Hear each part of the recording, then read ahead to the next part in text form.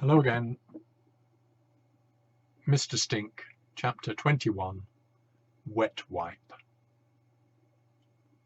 "Why don't you come too?" shouted Chloe to Annabel, over the thunderous noise of the blades. "No, this is your day, Chloe," her little sister hollered back.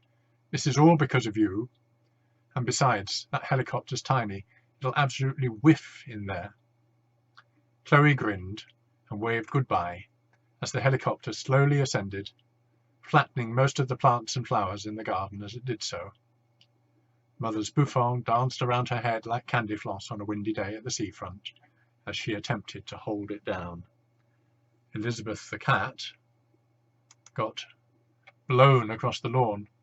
She tried desperately to cling on to the grass with her claws, but despite meowing for mercy, the wind from the blades was just too strong and she shot across the garden like a furry cannonball and into the pond. Plop! The Duchess looked down from the helicopter window, smirking. As they glided up and up and up, Chloe saw her house and her street, and her town got smaller and smaller. Soon the postal districts were packed below her like squares on a chessboard. It was unutterably thrilling. For the first time in her life, Chloe felt like she was at the centre of the world. She looked over at Mr. Stink. He was getting reacquainted with a coffeed bonbon that, from the looks of it, had been in his trouser pocket since the late 1950s. Apart from his jaw working desperately to chew the ancient confectionery, he looked perfectly relaxed, as if taking a helicopter ride to see the Prime Minister was something he did most days.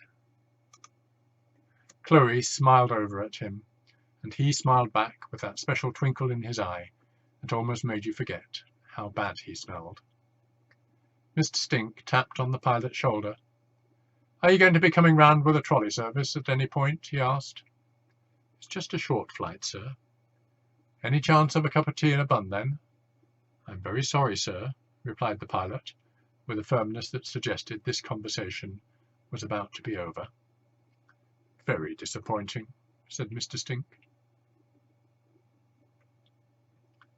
Chloe recognised the door of number 10 Downing Street, because it was always on those boring political shows she was allowed to watch on Sunday mornings.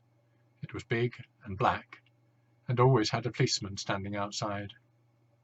She thought, if I joined the police, I would want to be chasing baddies all day, not standing outside a door thinking about whether or not I should have spaghetti hoops for my tea.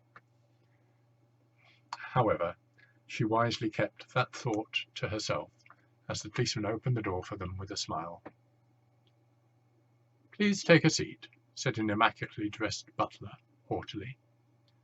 The staff were used to playing host to royalty and world leaders at 10 Downing Street, not a little girl, a heavily made-up tramp, and his dog. "The Prime Minister will be with you shortly." They were standing in a big oak-panelled room with dozens of gold-framed oil paintings of serious-looking old men staring out at you from the walls. The tinsel round the frames did little to counter their severe looks. Suddenly,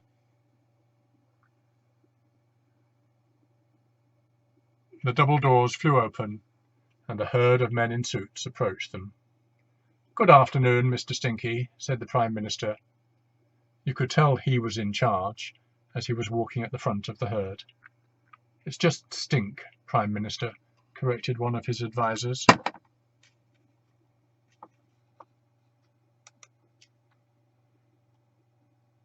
"How are you doing, mate?" said the Prime Minister, trying to downplay his poshness. He offered out his perfectly manicured and moisturised little hand for Mr. Stink to shake. The tramp offered his own big, dirty, gnarled hand, and looking at it, the Prime Minister quickly withdrew his, preferring to give his new best friend a mock punch on the shoulder. He then examined his knuckles, and noticed they had some grime on them. "Wet wipe," he demanded.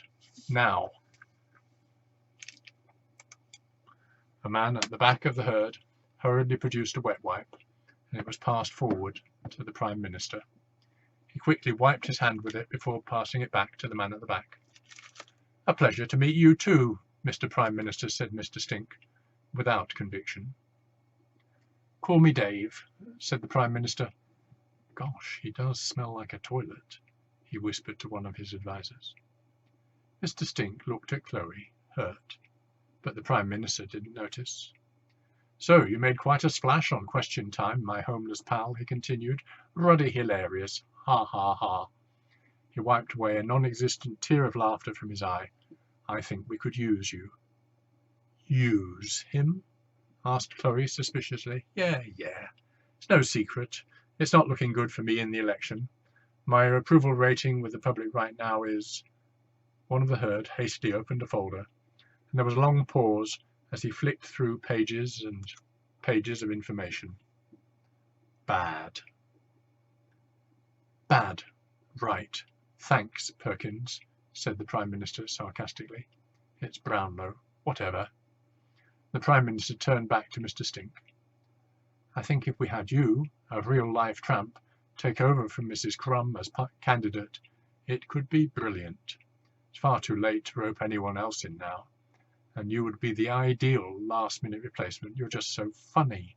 I mean, to laugh at, not really with." "Excuse me," said Chloe, feeling very protective of her friend now. The Prime Minister ignored her. "It's genius, it really is. If you joined the party, it would fool the public into thinking we cared about the homeless. Maybe one day I could even make you Minister for Soap Dodgers." "Soap Dodgers?" said Mr. Stink. "Yeah, you know, the homeless." "Right," said Mr. Stink.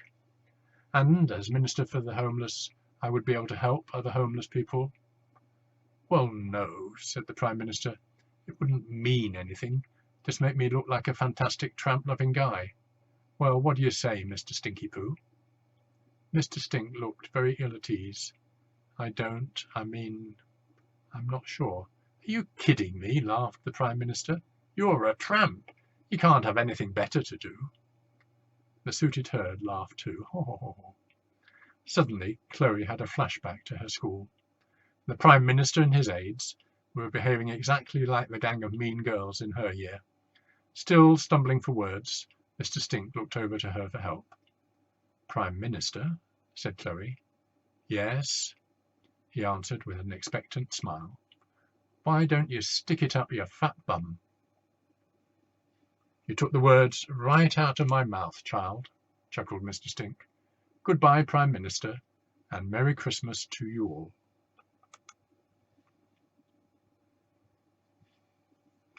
End of chapter 21.